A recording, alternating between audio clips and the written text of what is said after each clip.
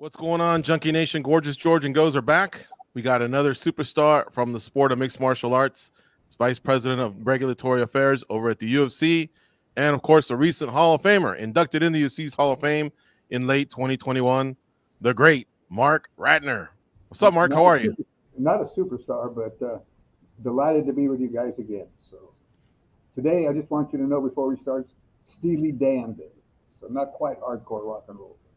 I wanted to start. All right. Well, but I would push back on the superstar thing. I love this quote from Lawrence Epstein. He says, the sport of mixed martial arts and the UFC simply do not exist in their current form without Marc Ratner. And I was reading this off a recent interview that was done. And of course, we've always lauded the contributions you've made to the sport. And I know that you've stated that you sometimes feel like this is more about the athletes, and this is just a surreal feeling to you that you are in these multiple Hall of Fames. But wow, hearing words like that, that's got to sound pretty cool at some point. Please let those soak in, right?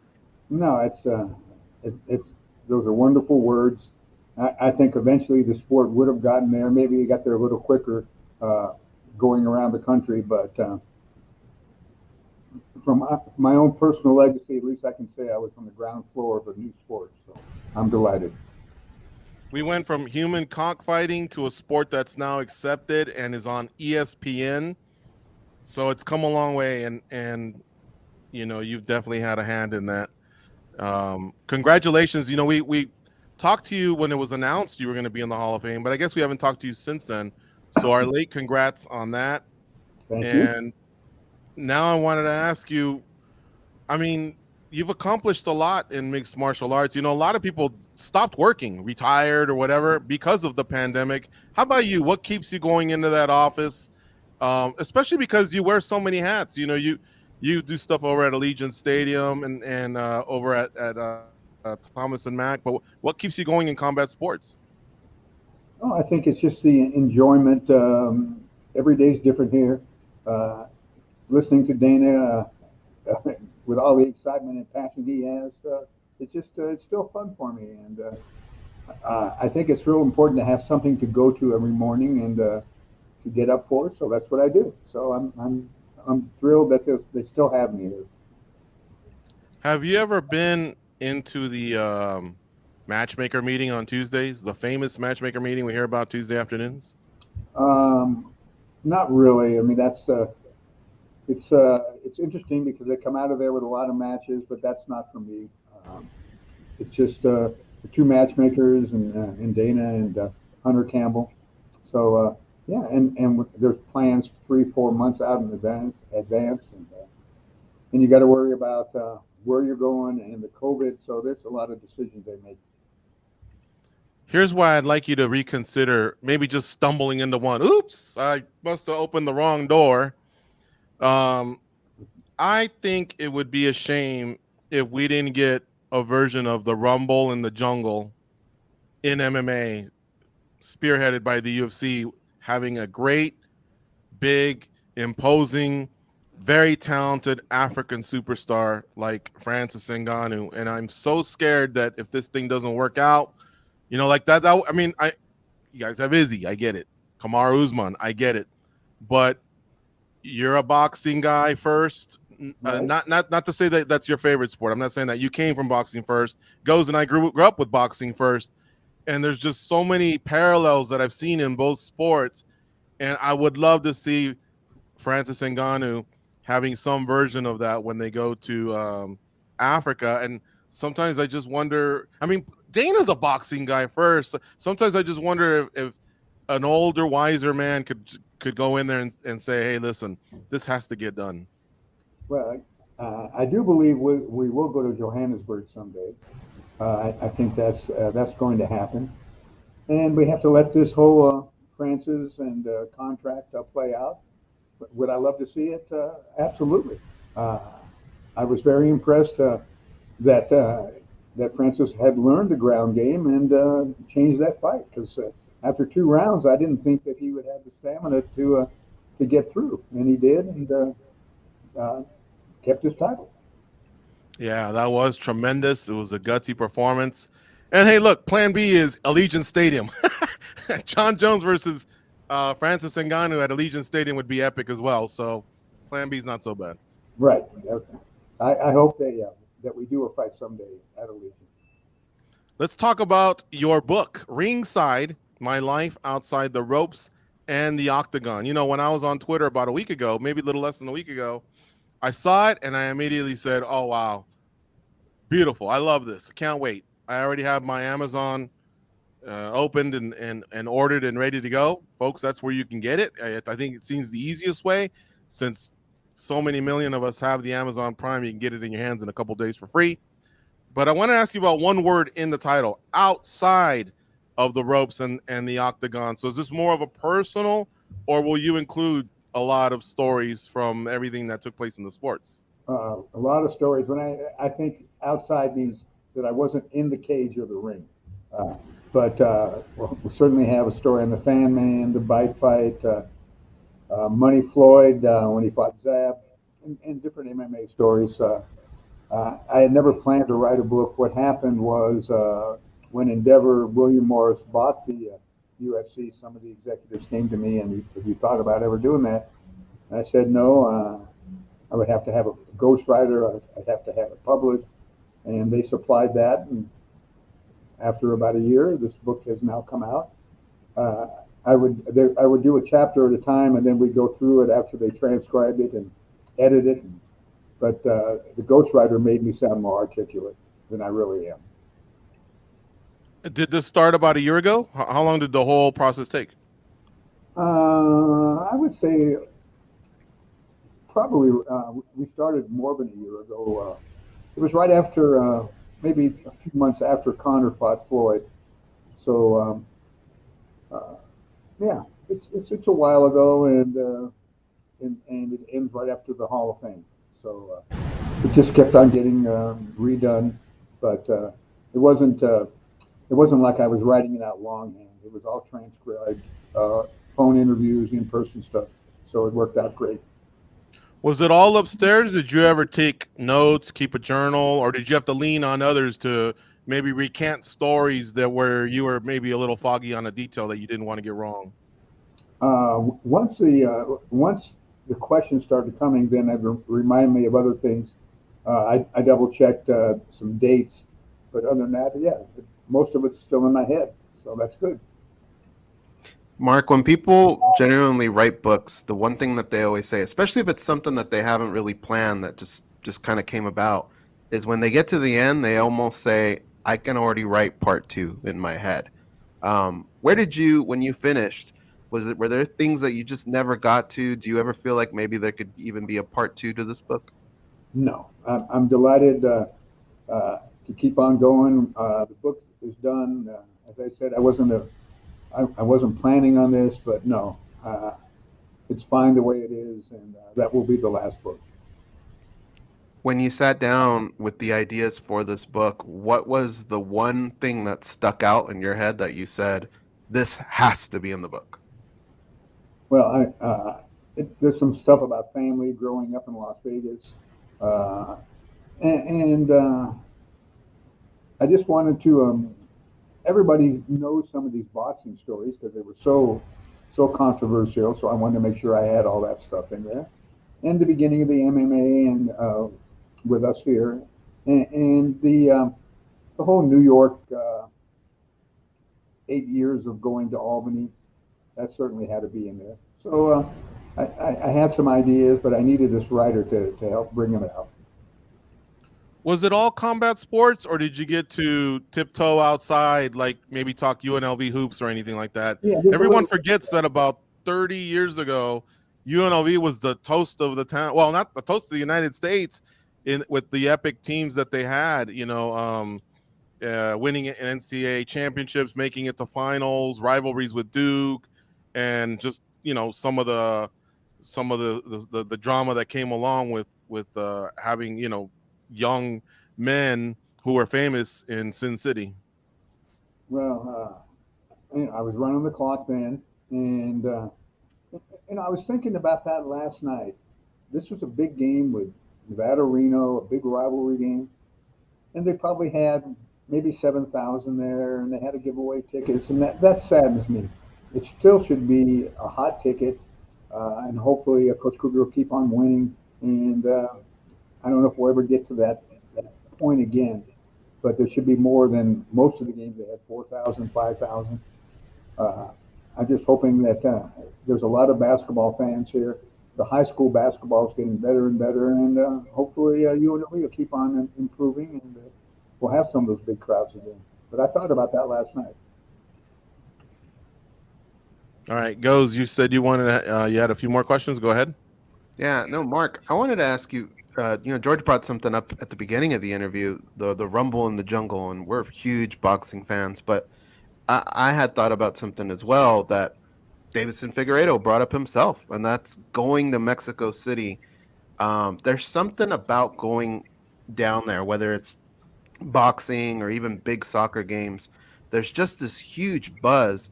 But what I wanted to know from you was, I know recently UFC wasn't able to go to Brazil. Is it just kind of a country by country thing? Would you say Mexico's a little further down as far as being able to get there safely and all that? Like, how realistic is it to maybe possibly go back to Mexico and some of these other countries? Well, it's all about the protocols and who they'll allow in, and vaccinations. So it's not quite as easy. We've had very successful shows in Mexico City. When you're talking about a major fight there, it's always financial too. How much can you charge? Can you do it at a right time on pay-per-view? So there's a lot of questions that would have to be answered. But we've had shows in Mexico City, and very enjoyable. So when you're talking about big Hispanic shows, there's no better place in Southern California, though, to do something, whether it's Anaheim or Staples, big crowds, enthusiastic. That was pretty much, I'd say, last in Anaheim, probably close to 70% Moreno fans. It was really something. And the energy there was wonderful. And we can charge the right kinds of prices there. So it turned out very, very well. But would I like to go back to Mexico City, to Brazil, someday to Johannesburg? Yes, and we are going to London March 19th, so I'm excited about that. Just a personal question, back to the book a little bit. Something that got me thinking was, have you been to every continent, Mark? Is there anywhere in the world that you've always wanted to go that you haven't hit? Not for sports, just to be on. Continent-wise, certainly we have not been to Antarctica. We have not been to South Africa. We are planning a show, hopefully, when everything works out, in France, in Paris, in the fall. I think that would be a big, huge show. I'd like to see us do a show. I'm more Europe that I like. Maybe in Spain someday, maybe in Italy, but it's always about the protocols right now, and it's always important to have a fighter that's from that area too, and that's why if Francis fought Gane again, maybe that's the kind of fight you bring to Paris. So there's just a lot of things that might happen, that could happen. So yeah, the traveling is great, but it's all about the health of the world. Now, I meant more you yourself, like just the personal journeys. Have you hit almost every continent, and are there any places that you personally just want to go and hang out? Not as much. We went to Buenos Aires a couple years ago. That was really special for me. I love going to Sweden and Australia. Those places have been wonderful just to go to. If I were going to travel on my own, I'd probably go back to Melbourne or Sydney. But there's no place that I've really said, gee, I got to go there. So, no, I've been a lot of places, and it's been a wonderful ride. Why was Buenos Aires special to you? Was there a certain reason for that one? I don't know, the architecture, and I went to, I had knowledge of Eva Perón and that whole political world, and Don't Cry for Me, Argentina. It was just a special trip. And what I do, sometimes I take these bus trips, looking at some of these places, because you can't do it on your own, and So maybe some people can, but I like having a tour guide and look around, and so that was enjoyable. Yeah, I don't know. Maybe because everybody speaks English even in those countries too. You know, bus trips are definitely the way to go. I took one in Edinburgh, Scotland. It was great. That guy was knowledgeable. We got to see a lot of the city. I did a taxi tour in England, which was also great, but kind of sitting way up top. I think I prefer that. I recommend that for people as well. That's where I found out Georgie Porgy was born, was in Edinburgh, Scotland. That's saying. But going back to Buenos Aires, I had always wanted to go there, and I got to go there in 2005. I walked a lot then. I should have done a bus tour. And I echo what you said, that architecture totally made you feel like you were in Europe. But what I got to see there was one of the highlights for me was getting to see Boca Juniors, the soccer team, play. And big thing there. Yeah. oh man, that's got to be the craziest atmosphere I've ever seen for any sport. And I'm sure there was a lot of fire regulations that were broken that day. Crazy stuff happens down in South America. But I got to see Maradona. Like he's in a suite and he's always like trying to lead the crowd, and he was there. That's his beloved team. So this is when he was still with us. But yeah, Buenos Aires, I would love to go back there again, and I'd love for Goes to see a soccer game there as well. That was a great city. That's very cool that you co-signed on that one. And they have a good boxing history too. A lot of good boxers have come out of Argentina. Man, I'm hoping MMA.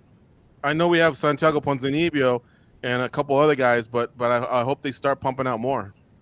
Yeah, they have a great history of fights. I think there was one, Roldan or something from there, and Furpo. Yeah, Argentina, all of South America, and boxers or athletes who do good nationally or internationally, they carry the whole country on their back. Whether it was like Chavez in Mexico, it's a different world. We don't really have an America's boxer. De La Hoya was close, but Ali at the end. But probably since Joe Louis, where the whole country couldn't wait to see him fight. It's a different in the world when it's your country. Agreed. And I know I always push this stadium topic on you, but are you even a fan of stadium shows? I've always felt like the UFC should do one per year. But I know the weather has a lot to do with it, but I always think of Hawaii, but they always say the rain. Melbourne was outstanding. I knew you guys would knock it out of the park there. Ireland, of course, when Connor was at the top, but Mexico City, going back to that, I'd love to see Moreno and Figueiredo do what Greg Haugen and Julio Cesar Chavez did at Azteca. That's quite a challenge too, because it's 8,000 feet altitude, outside, that air pollution is no joke in Mexico City either. No, I remember watching that Haugen fight, and it was he got beat up pretty good, but they had 110,000 or 130,000, unbelievable. Yeah, and Pacquiao and Claudia in Dallas, and then we had the one at Wembley with Klitschko and Anthony Joshua. Man, those are just epic events.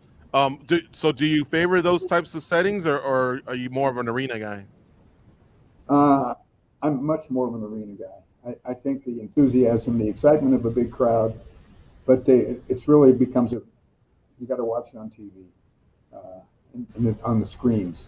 And even in our fights, when the guys are on the ground, you have to look at the screens. So, but I like the intimacy of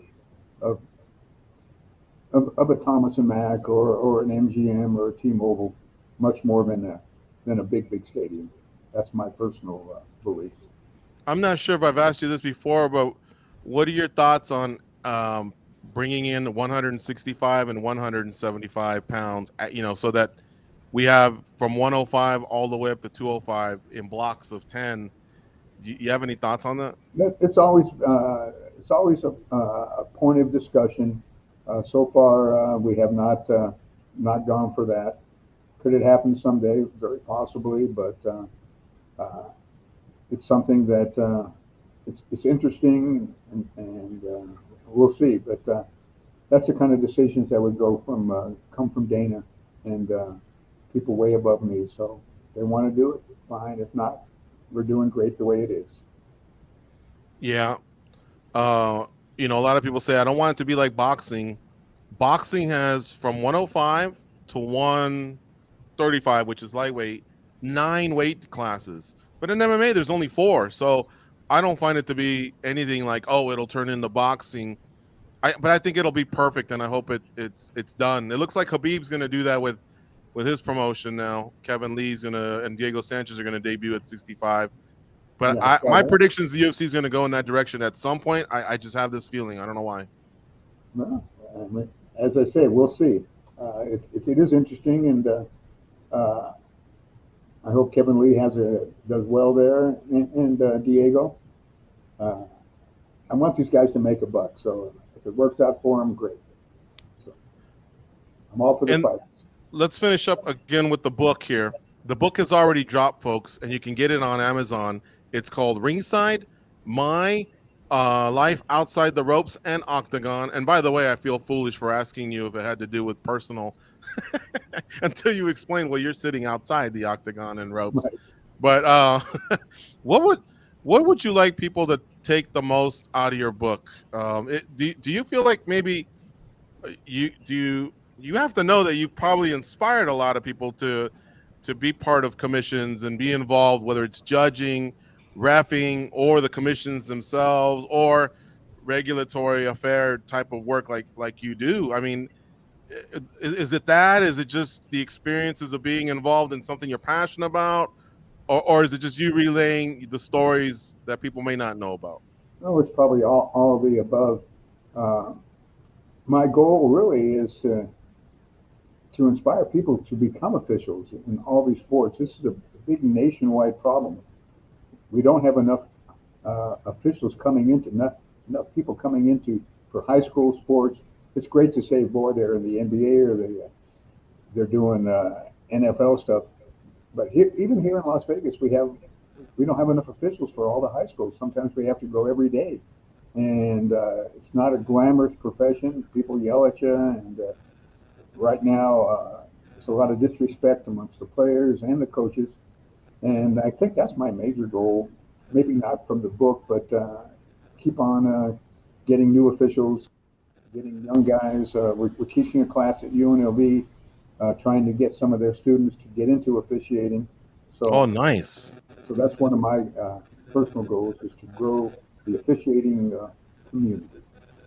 How do you think we can change that, where the athletes, they're so rude and disrespectful towards officials? I was watching soccer the other day, and a guy got a yellow card just for arguing the call. He probably went too far and said something bad. But same thing in the NFL, these 15-yard penalties, that's not only a first down, that's another 5 yards towards the next first down.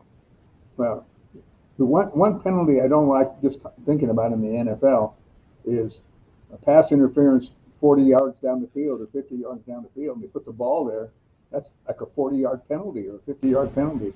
I like the college rule, 15 years from the previous spot, and I think that's more fair. But to have these long penalties, it changes the game. So nobody's asking me that, but that's one thing I would like to see changed. What about 1 foot inbounds versus 2 feet inbounds in football?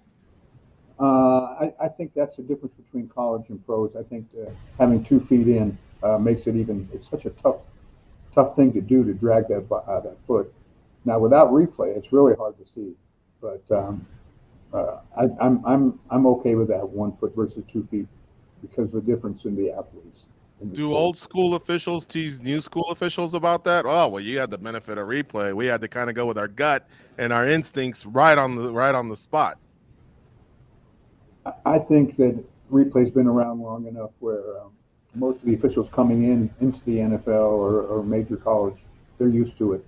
I think really what they tell you, if you're not sure if it's a fumble or not, let the play go. Don't blow your whistle if it's complete or incomplete. That's real important. Then they can fix it in replay. So I'm all. I don't know if you could ever admit this to us, but have you ever executed a makeup call in basketball or football. Just, we feel like that's happened. The announcers openly say it. We feel like the coaches sometimes work towards it. Come on, you didn't give me the foul now, but maybe you can make it up to him on the next one. I think the coaches say they're always hoping to get the next call. Yeah. I don't think I've consciously done it, but you're aware that the coach says, "Hey, it's 10-1 in fouls. What's wrong with you guys?" And I think that comes into play, even subconsciously. What do you say to them when they tell you that? Something like, "Hey, I don't count them. I just call them." There you go. There you go. Mark's always to the point. It's always fun to chat with you about sports just because you've been around and done so much. So thanks for allowing us to tiptoe outside of combat sports and kind of recant and relive some of the stuff you did. For those that don't know, Mark did officiate high school football, college football. Last game was in Texas, right? Cotton Bowl. 2006. That was. And then, of course, he's done a lot of work in basketball. Currently, the timekeeper, if that's the correct term, for UNLV, and shot clock operator. Shot clock operator. There you go. And then you also work the helmets in football, right, at Allegiant Stadium. Coach the player cutoff operator. Well, that's a long title. They don't have an easier one than that one? Just make sure I turn the mics on and cut them off at 15 seconds on the play clock.